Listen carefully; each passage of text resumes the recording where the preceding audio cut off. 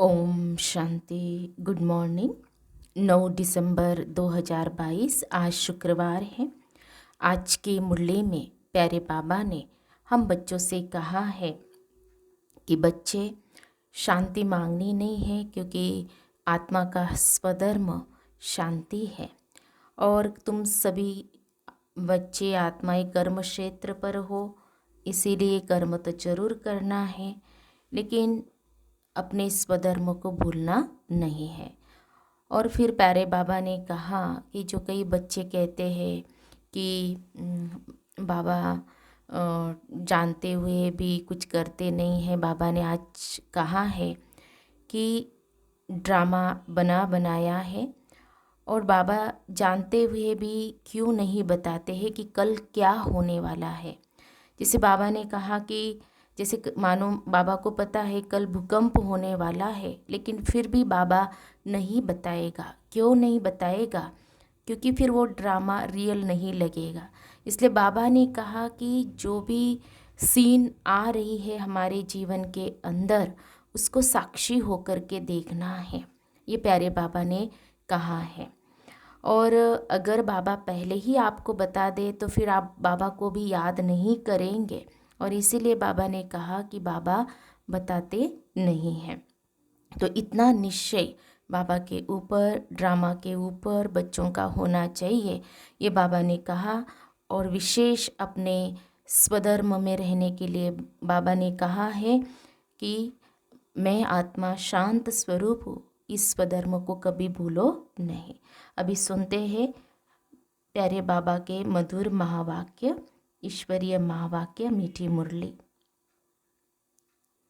आज बाबा कहते हैं, मीठे बच्चे, तुम कर्म क्षेत्र पर आए हो पार्ट बजाने, तुम्हें कर्म जरूर करने हैं।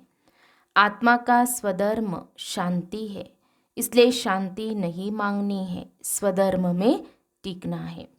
आज की मुरली में प्रश्न है, बने बनाए ड्रामा को जानते हुए भी बाप तुम्हें कौन सी बात नहीं बतलाते, कारण क्या? उत्तर है, बाप जानते हैं कल क्या होने वाला है, तो भी बताएंगे नहीं। ऐसे नहीं कल अर्थक्वेक होगी, यह आज ही बता दे। अगर बतला दे तो ड्रामा रियल न रहे। तुम्हें सब कुछ साक्षी होकर देखना है। अगर पहले से ही पता हो तो उस समय तुम्हें बाप की याद भी भूल जाएगी। पिछाड़ी की सीन देखने के लिए तुम्हें महावीर बनना है, अचल अडोल रहना है। बाप की याद में शरीर छोड़े, इसके लिए परिपक्व अवस्था बनानी है। ओम शांति। ओम शांति का अर्थ बच्चों को समझाया है। मनुष्य कहते हैं मन की शांति चाहिए, वह कैसे मिले? इस पर शायद एक किताब छपी हुई है। बाप ने बच्चों को समझाया है। तुम भी कहते हो ओम शांति। अब इसका अर्थ क्या है? कोई तो ओम का अर्थ भगवान समझते हैं। बाप भी कहते हैं ओम शांति। ओम अर्थात अहम, मैं आत्मा, पीछे फिर कहते हैं मेरा शरीर। तो आत्मा खुद ही कहती है ओम शांति। मेरा स्वधर्म है ये शांत, और रहने का स्थान भी निर्वाण धाम, शांति धाम है। आत्मा खुद अपना परिचय देती है कि मैं शांत स्वरूप हूँ। फिर पूछने की दरकार ही नहीं रहती कि मन की शांति कैसे मिले। बाप भी कहते हैं ओम शांति, मैं भी परमात्मा हूँ। तुम सब बच्चों का बाप हो, शांति धाम में रहने वाला हो। तुम आत्माओं ने यहाँ शरीर धारण किया है पार्ट बचाने। फिर मन की शांति का तो प्रश्न ही नहीं उठ सकता। ओम का अर्थ भी कोई नहीं जानता, इसलिए धक्के खाते रहते हैं। मन की शांति के लिए आत्मा जब अशरीरी है तो है ही शांत। शरीर में आने से कर्मेंद्रिया जरूर काम करेगी, कर्म क्षेत्र पर जरूर काम करना पड़ता है, तो शांति पर कोई किताब बनाने की दरकार नहीं। ये तो सेकंड की बात है समझने की। आत्मा खुद ही कहती है ओम शांति। बाकी क्या चाहिए? कहाँ से शांति आएगी? आत्मा का देश शांति धाम है। अभी तो वहाँ जाकर बैठेंगे नहीं, पार्ट जरूर बजाना है। वैसे ही परमपिता परमात्मा से जीवन मुक्ति पाने के लिए कोई किताब आदि की दरकार नहीं। ये तो सेकंड की बात है किताब भक्ति मार्ग में बनाते हैं, न कि ज्ञान मार्ग में। फिर भी बाहर वालों को समझाने के लिए रियलिटी की जो समझानी है, सच्चे मन की शांति पर, सच्ची गीता पर लिखना पड़ता है। नहीं तो बुद्धि कहती है अपने को आत्मा निश्चय करो, सुखधाम और शांति धाम को याद करो तो अंतमति सो गति हो जाएगी। बाकी यहाँ थोड़े ही मन की शांति हो सकती है। शांति धाम तो है निर्वाण धाम, जहाँ बाप भी रहते हैं और हम आत्माएं भी रहती है। रुद्रमाला भी कहती है तो रुद्र ज्ञान यज्ञ भी एक ही है। ज्ञान सागर बाप ही यह ज्ञान सुना सकते हैं। बाकी ज्ञान तो बहुत प्रकार का है। साइंस का भी ज्ञान, कारीगरी का भी ज्ञान होता है, परंतु वह है व्यवहार की बातें। ज्ञान से मनुष्य बहुत अक्लमंद बनते हैं। अभी तुम बच्चों को सृष्टि के आदि मध्य अंत की नॉलेज मिली है। यह पाठशाला है, यहाँ पढ़ाया जाता है। बाप है ज्ञान का सागर, उनको सब नॉलेज है, सब वेद शास्त्र आदि को जानते हैं। रॉन्ग राइट, झूठ सच क्या है वह मैं समझाता हूँ। अब बताओ सच क्या है? सर्वव्यापी कहना यह सच है। मैं तो तुम्हारा बाप हूँ। सर्वव्यापी से तो कोई ज्ञान मिल न सके, पुरुषार्थ हो न सके। सर्वव्यापी होकर क्या करे? खुद मालिक है। भगवान तो कभी पतित होता नहीं, वह तो जब चाहे तो वापिस चला जाए। यहाँ तो पतित है, इसीलिए वापिस कोई जा न सके। पतित बनने से सारा ज्ञान उड़ जाता है, बुद्धि मलिन हो जाती है, योग नहीं लगता, याद में विघ्न पड़ जाते हैं। इसलिए कोई भी पाप कर्म नहीं करना चाहिए। याद भी जरूर करना है। बाप के बिगर पुराने पाप कट नहीं सकते। ऐसे नहीं हरिद्वार में रहने से कोई पाप कट सकते हैं, नहीं। पाप तो करते रहते हैं। साधु संतों को अगर पता होता कि हमारा घर शांति धाम है तो वहाँ से होकर आते। बाबा तुमको सब साक्षात्कार कराते हैं, गोया तुम होकर आए हो। भक्ति मार्ग में भी साक्षात्कार होता है दिव्य दृष्टि से।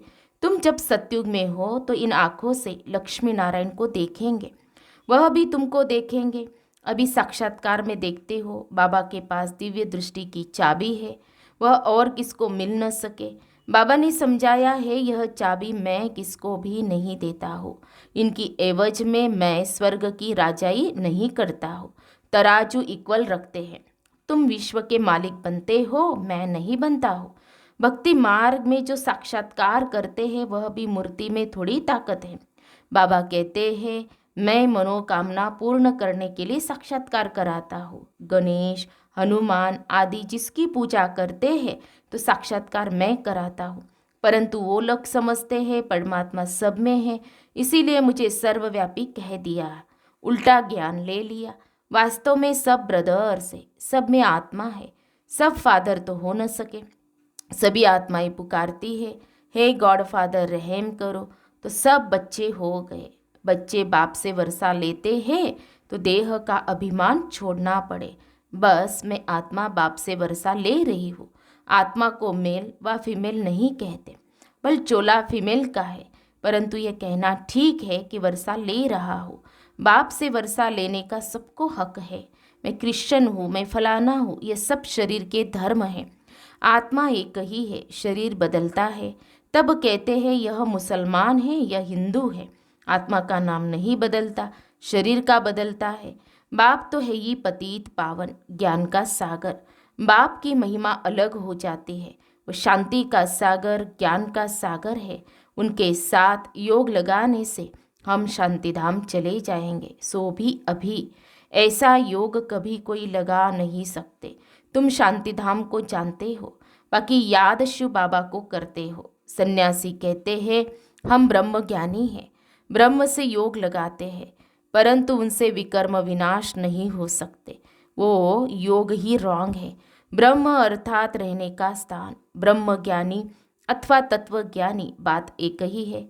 बाप कहते यह इनों का भ्रम है। पतित पावन ब्रह्म नहीं हो सकता। आत्माओं का बाप शिव है, उनको ही पतित पावन कहा जाता है। बाकी वापिस तो कोई जा नहीं सकते। सभी को सतो प्रधान से तमो प्रधान बनना ही है। जबकि पहला नंबर श्री नारायण ही बनता है तो और सभी भी जरूर तमोप्रधान बनेंगे, पुनर्जन्म लेते आएंगे। यह भी बुद्धि में रखा जाता है। तुम जानते हो हर एक धर्म वाले कितने जन्म लेते होंगे, कितने जन्म लेते होंगे। देवताओं को कहेंगे पूरे 84 जन्म लेते हैं। औरों के जन्म एक्यूरेट नहीं बता सकते, कोई हिसाब करे तो निकाल सकते हैं, परंतु ज़रूरत नहीं है। हमारा अपने पुरुषार्थ से काम है और जास्ती बातों में नहीं जाना है। तुमको मुक्ति, जीवन मुक्ति चाहिए तो मन मना भव। मैं हुई पतित पावन, आकर राजयोग सिखलाता हूँ। पतित पावन जरूर कलयुग अंत में आएगा, न कि द्वापर में। सिर्फ शिवरात्रि लिखने से अर्थ नहीं निकलता है, त्रिमूर्ति शिवरात्रि लिखना चाहिए। भक्ति में घोर अंधियारा है, तब कहते हैं ज्ञान सूर्य प्रगटा, अज्ञान अंधेर विनाश। जरूर कलयुग का अंत होगा, रोशनी है सतयुग में, तो बाप जरूर संगम पर आएगा। सब पतित बने तब तो बाप आकर पावन बनाए, क्योंकि सबका कनेक्शन है ना।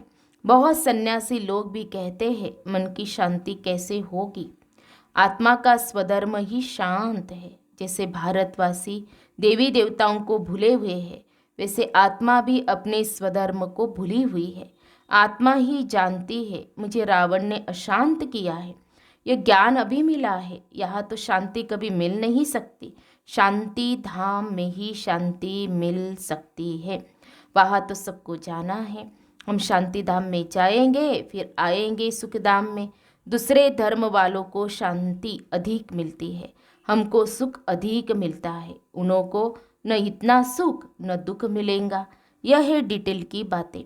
कोई ने लक्ष्य को अच्छी रीति पकड़ लिया है, वह भी काफ़ी है। घर में रहते बाप और वर्षे को याद करते रहो, परंतु प्रजा नहीं बना सकेंगे। जो प्रजा बनाएंगे वही राजा रानी मालिक बनेंगे। मेहनत है ना।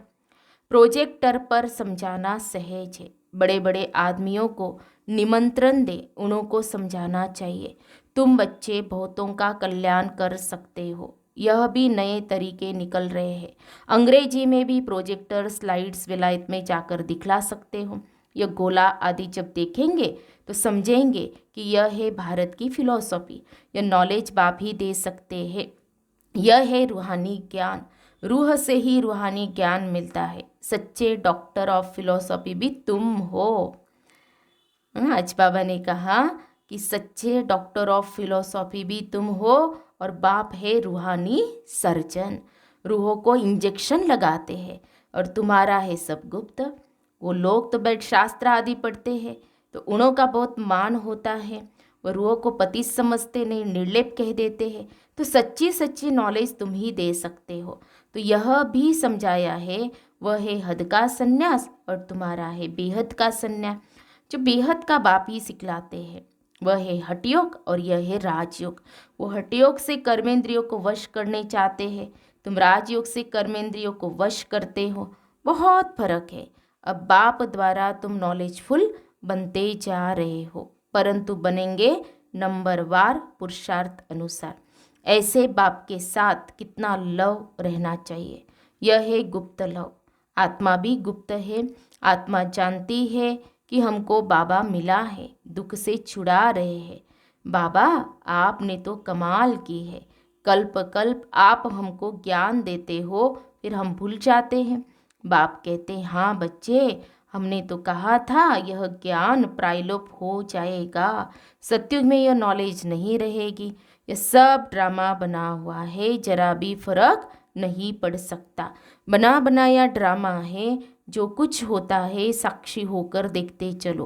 विनाश होना है, स्थापना होनी है, साक्षी होकर देखना है।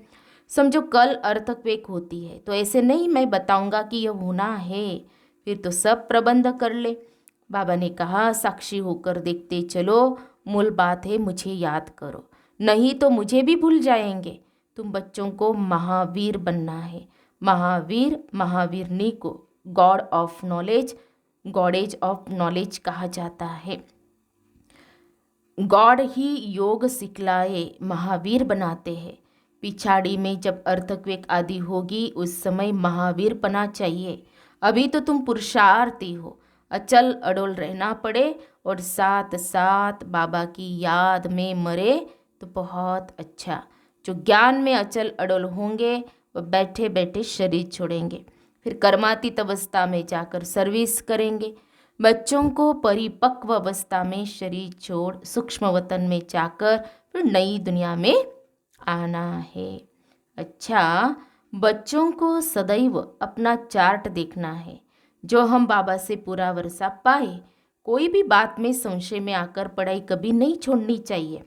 बाबा बार बार कहते हैं मुझे याद करो तो विकर्म विनाश होंगे। अच्छा, मीठे मीठे सिखी लदे बच्चों प्रति माता पिता बाप दादा का याद प्यार और गुड मॉर्निंग। रूहानी बाप की रूहानी बच्चों को नमस्ते। हम रूहानी बच्चों की रूहानी बाप दादा को याद प्यार और नमस्ते नमस्ते। ओम शांति ओम शांति ओम शांति। गुड मॉर्निंग बाबा, शुक्रिया बाबा, थैंक्स बाबा, पद्मा पदम शुक्रिया बाबा आपका। धारणा के लिए मुख्य सार, आज की मुरली का सार 2 पॉइंट में। पहली पॉइंट, किसी भी बात में संशय बुद्धि बन पढ़ाई नहीं छोड़नी है, अपनी स्थिति अचल अडोल बनानी है, एक बाप से सच्चा लव रखना है। दूसरी पॉइंट, अपना टाइम विस्तार की बातों में वेस्ट नहीं करना है, बुद्धि किसी भी कर्म में मलिन न हो इसका पूरा ध्यान रखना है। प्यारे बाबा का वरदान है मनसा वाचा कर्मणा और संबंध संपर्क में पवित्रता की धारणा द्वारा परम पूज्य आत्मा भव। मनसा वाचा कर्मणा और संबंध संपर्क में पवित्रता की धारणा द्वारा परम पूज्य आत्मा भव।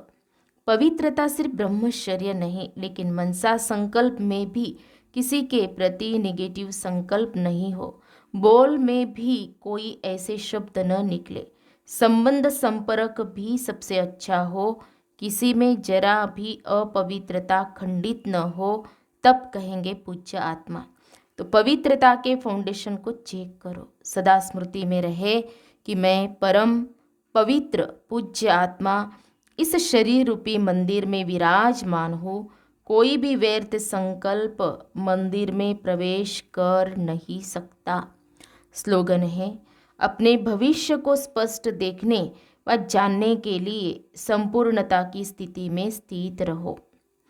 अपने भविष्य को स्पष्ट देखने व जानने के लिए संपूर्णता की स्थिति में स्थित रहो।